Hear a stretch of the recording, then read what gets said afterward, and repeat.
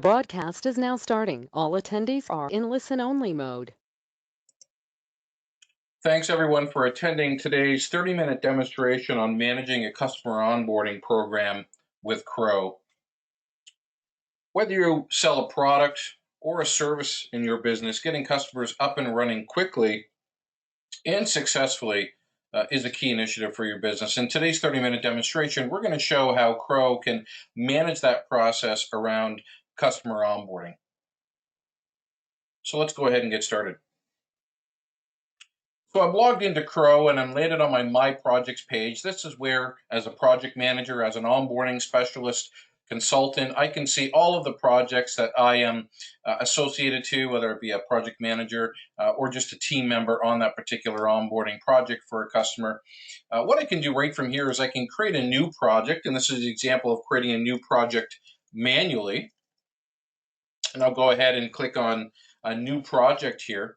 And as I'm creating a new project for my new client, I can choose to create an empty project, but mostly what we see is we want to create a new onboarding project based on a template that we use for specific types of onboarding projects, whether it be a quick start program, whether it be a more significant or large enterprise type project.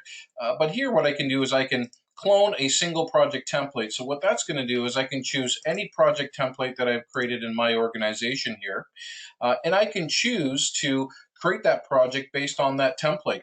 And that template, as we'll see in a little bit, that can include all of the tasks and dependencies and predecessors and placeholders or even actual users against tasks that I'm going to copy over to this new project as a starting point to start managing that onboarding process.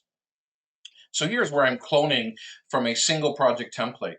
What I could also do is I can also clone from multiple templates. So here what I'm doing is instead of cloning from one template when I'm creating my onboarding project, here I can build, if you want to call it like building blocks of creating that onboarding project based on multiple what we call task templates. And as I'm choosing these task templates here, I can put them in the order as I wish, and they will be created. All of the tasks and sections or phases will be created in the order as I am creating these task templates when I'm creating this new project, as you can see here. So the ability to create from one template or to create a project based on building blocks of task templates, depending on what type of project this is, what type of client this is for my organization. And then I can go ahead and proceed to enter in any additional information associated to this new project, whether it be, is it a billable project, how I'm going to bill, if I'm going to bill at all, fixed fee, time and expense, and so on for this particular project. So that's an example of building a project manually. But in a lot of organizations, a lot of our customers, we are automatically creating those onboarding projects for them. In the case of those customers that are on the call that are Salesforce customers, we can build, as an example, projects automatically from opportunities or from accounts, programmatically based on the business rules within your organization. So if I just switch gears for a moment, what I'm looking at or showing now is something called Process Builder, which is part of the platform. Whether you're a Salesforce customer or not, you get access to this functionality here where I can programmatically create a project just by dragging and dropping and creating these business rules, as you can see here. So in this example, I'm creating a project from an opportunity, and this is a simple example. This can be more comprehensive or complex based on your business requirements. But here I'm saying, based on an opportunity, when the opportunity status changes, and if I look at this, you can see that it's when it equals closed won. So for those Salesforce customers, when the status of that opportunity meets closed won, I am immediately creating a new project. And if I open this up, I can see here, I'm creating a new project, and the project name is going to be equal to the opportunity name here. And you can see as well that I am actually creating it from multiple task templates. I am associating multiple template IDs, as you can see here. So this is just drag and drop. There's no coding required, and you can create that onboarding process based on your business requirements of when you want those onboarding projects to be created, whether it be manually or whether it be automated in a process such as this. And we have customers that have been more comprehensive in the sense that it's creating multiple types of projects based on the type of opportunity and the type of or stage of that opportunity, and so forth. So here is where you can automate that process of automatically creating projects. So now what I'm going to do is I'll just return to my client implementation or customer onboarding project example here. And now what I'm doing is I'm opening up a new project called client implementation. And as you can see, if I open up this new project, I have phases or sections here such as onboarding, kickoff, configuration, testing, deployment. This is an example of maybe a software client, software implementation. And I can see all of the tasks here. I can see who's assigned those tasks, the status of those tasks, the duration, the progress, the hours burned against all of those tasks. I can switch gears and look at what we call task progress.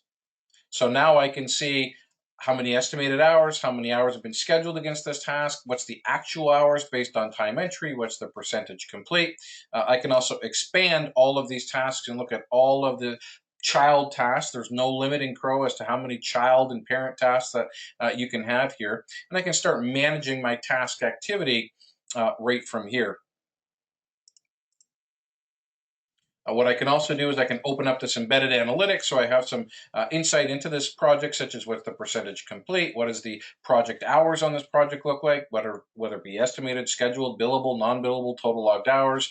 If I am billing for this project, I can see information such as what's the bill, the budget, excuse me, actual against the budget, margin rate.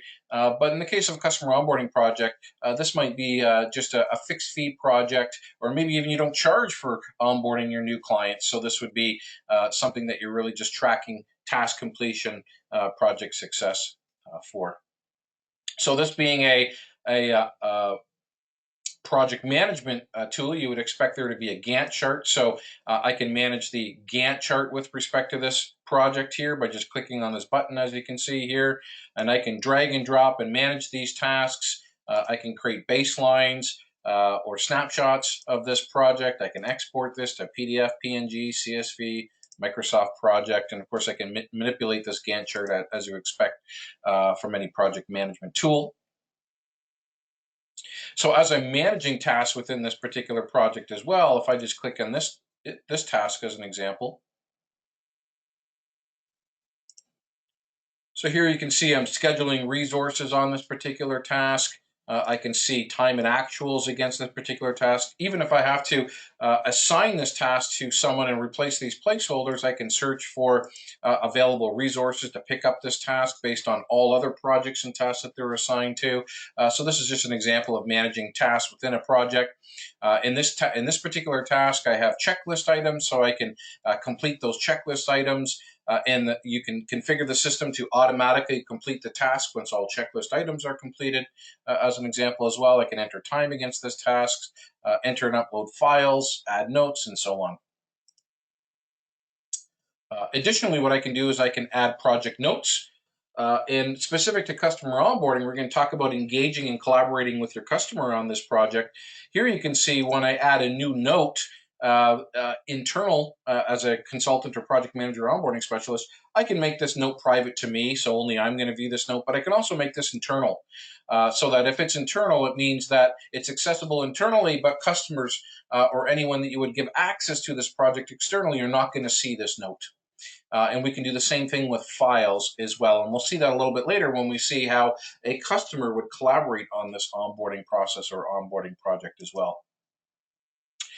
Furthermore, I have this activity tab on this project where I can manage activities such as notes and emails. So here's an email that was sent. I can go ahead and add new activity like logging an email, log a call, log a note, an event. If I log an email, as you can see here, it's going to default in the main contact on this project. And I can go ahead and add content here. And you can see this little tag here that says do not remove with this ID. What this says is that when you send that email to a client or to any email address, they don't need to be a user of the application. When they reply to that email, we can bring that back into the system so that you can track that email activity directly on this project. So even the replies to the email by the client will be tracked and visible right from my projects here. And as mentioned, for this particular onboarding project, I have various phases that I created, such as onboarding, kickoff, configuration, and so forth. I can view those in what's called a section board, as you can see here. So now I see this Kanban type view of onboarding, kickoff, configuration, testing, deployment. I can drag and drop to different phases if I need to. I can manage this task just like we saw from the previous view right from here. I can also just simply update the task status by using this pick list. I can also click on this plus button and add a new task to a specific phase, I should say, immediately right from here as well. So this is managing some of the project activity around managing this onboarding project. Now, what we might want to do is engage and collaborate with the customer, involve the customer in the successful onboarding process within your organization. So what we can do is a couple of things here. I'm going to show two specifically. So the first is we have something called the project status report. In the project status report, this is an external link that can be sent to the customer. They don't require a user login. They just require a link, and they get access to this project status report, and it's configurable. I can configure the fields that are going to display here, even custom fields. I can determine which sections I want to display here, more than what are displayed here, such as this week's task, last week's task, next week's task, milestone tasks, and so forth. And they can have visibility into the project status report by virtue of a link, or I can send them that project status report. If I just close this down now, I can send them that project status report right by clicking on this button here, and you can email it to them, and it will be attached as a PDF attachment, the status report, when I go ahead and send that status report to the client. What I can also do is, instead of just sending them a status report, I can give the client or customer external access to this project. And this is a new feature that we recently launched. I'm just going to click on this View External link here. So this, again, is for those that are Salesforce customers. You don't need to be a Salesforce customer, but for those that are, you might be familiar with a feature called Sites. So this is where you create an external site, and you, again, would make that link accessible to the customer, and they would have access to this page, as you can see here. So they are not logging in. They don't require a user login. You don't require a community user, as an example, just access to this link that you would send to them by email. And that email can be automated, by the way. But here, as a customer, I can see the various tasks within the various phases. Maybe I want to see the task by status, which of course are available internally as well. I could have visibility into the Gantt chart for this particular project.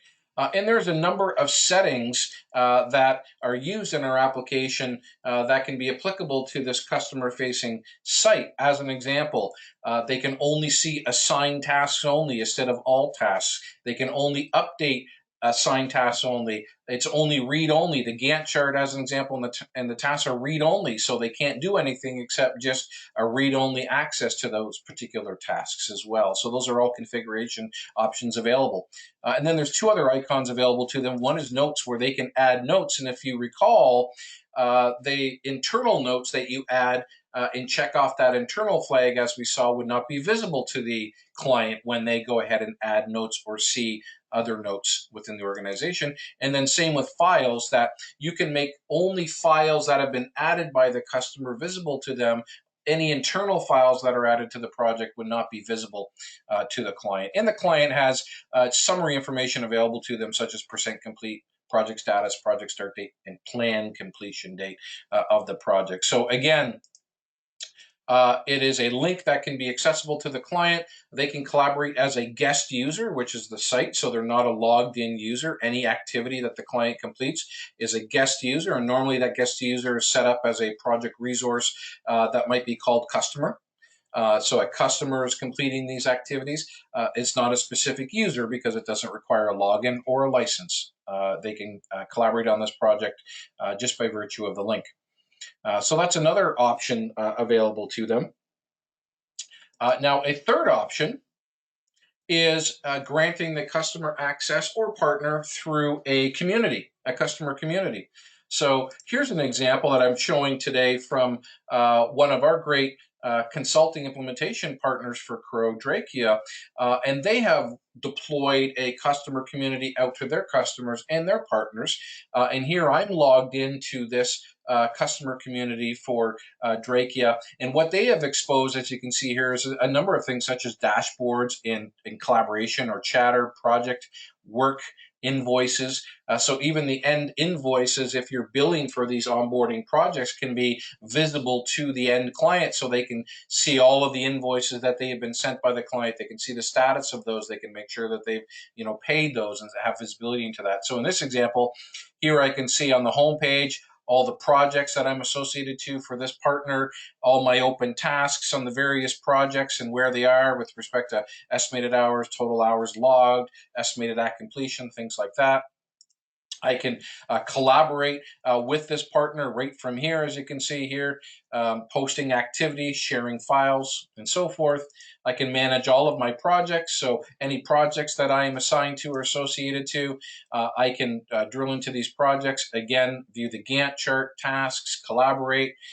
And if I have tasks to work on, I can use the My Work page and manage all of the tasks that I am working on, dragging and dropping and so forth, and even my invoices. So this is a community access. This is a community license that you would give the customer, and the customer can log in as an actual user and collaborate on those projects. And you can define, as you're seeing here, an example of what you want to grant access to that customer, whether it be dashboards, reports, projects, my work, invoices, time entry, whatever it be. There's no limitation on what you can make available to a customer. It's just what you as an organization would decide to make available to that customer as well. So that's the kind of the third option, if you will, is a community, a customer community, where that customer partner can actually log in as that user and collaborate with you on the onboarding projects, onboarding completion.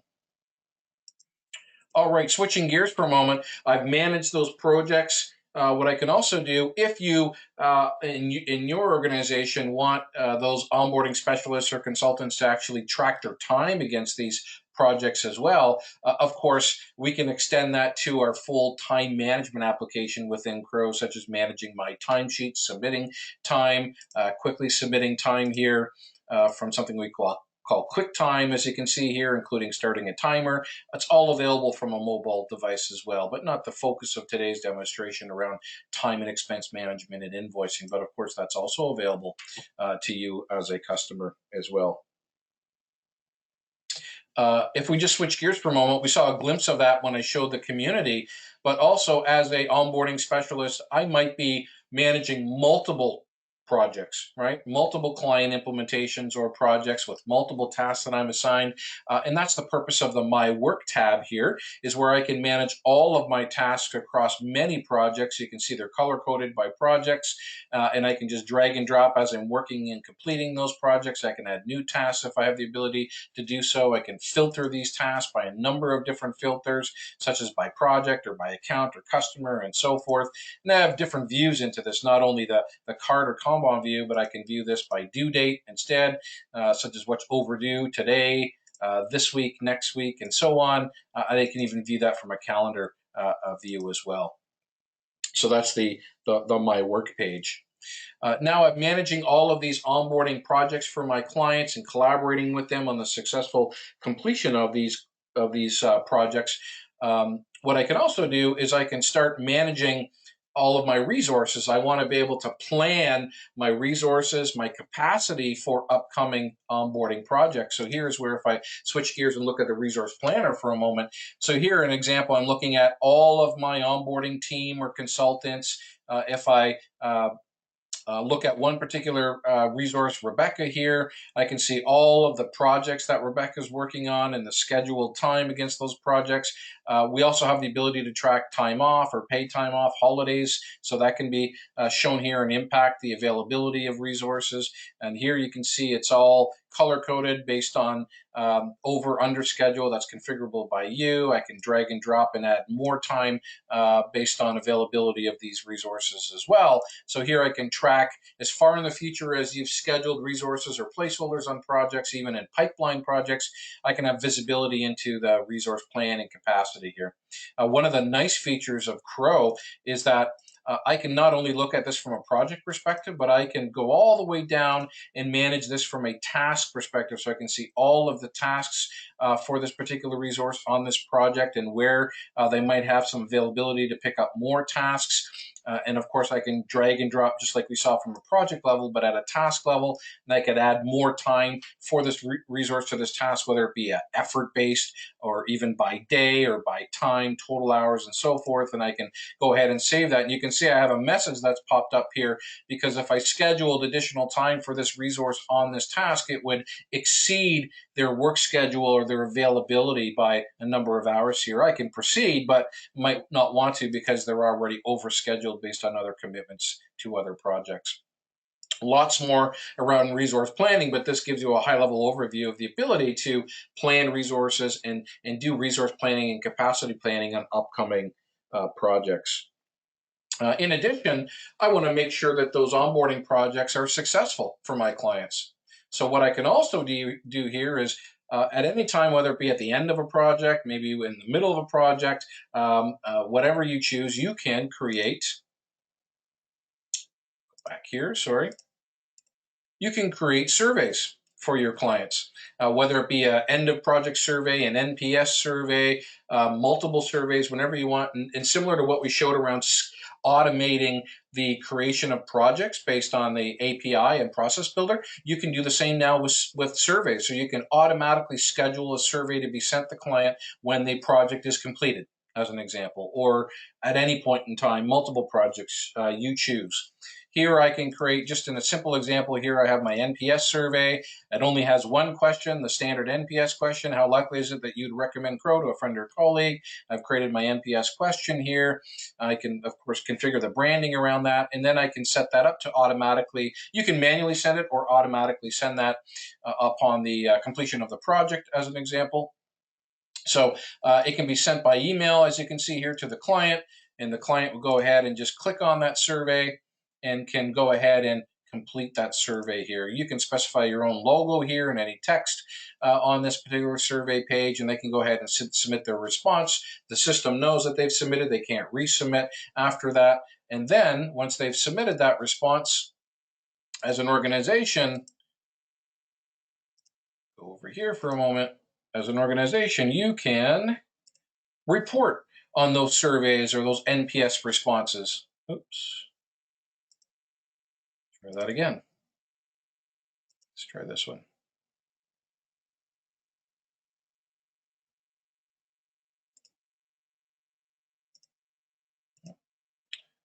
See if I'm in the right environment here.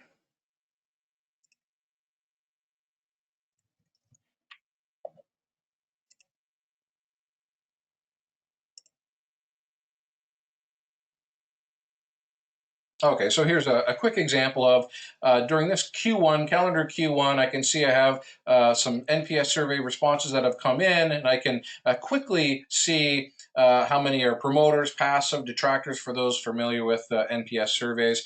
And as you start building up surveys and customers respond to those, of course, I can see quarter over quarter, month over month, depending on when you send those surveys, what my NPS response and scores look like. And this is just a simple example of NPS survey. It can be any type of survey that you create, like a CSAT survey, a free tech survey. So you can monitor and evaluate, are your projects successful or not, and what changes you might want to implement to improve the success of future projects within your organization. In addition, go back to my dashboard here. Of course, I want to be able to monitor those projects and the completion of those projects. And we offer a number of out-of-the-box dashboards and reports where I can see, as an example, in this dashboard, project summary, new project upcoming starts, project go lives, milestone forecast. If you do want to track utilization, utilization by month, by resource, by role, total time by project, estimated versus scheduled hours by project, average hours spent per project, and so on. And again, a lot of different information available to you depending on how you would manage your onboarding or client onboarding projects, as you can see here as well. If you're tracking revenue, if they're billable projects, I can see the financial information as it relates to those projects as well. And then finally,